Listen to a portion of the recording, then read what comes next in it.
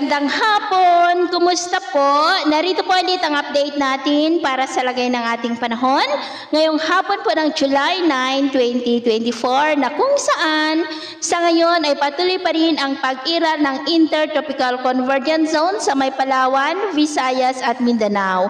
Ang ITZZ po ay salubungan ng mga hangin na mula sa Northern at Southern Hemisphere o ng Easterlies at Habagat at tinagurian rin po yan na breeding ground ng mga sama ng panahon.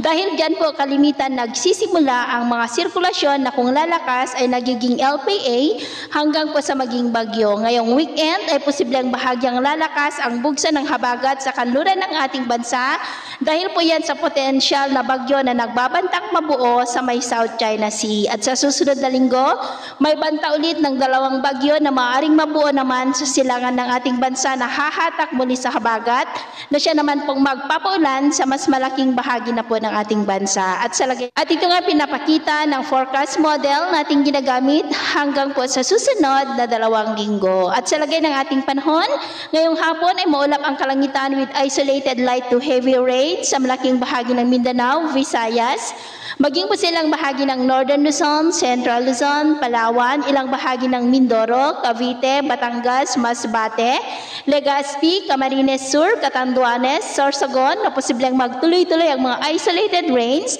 sa malaking bahagi ng ating bansa hanggang mamayang gabi at posible pang malalakas na ulan sa ilang bahagi kaya mag-ingat po tayo sa posibleng banta pa rin ng mga pagbaha at pagguho ng lupa.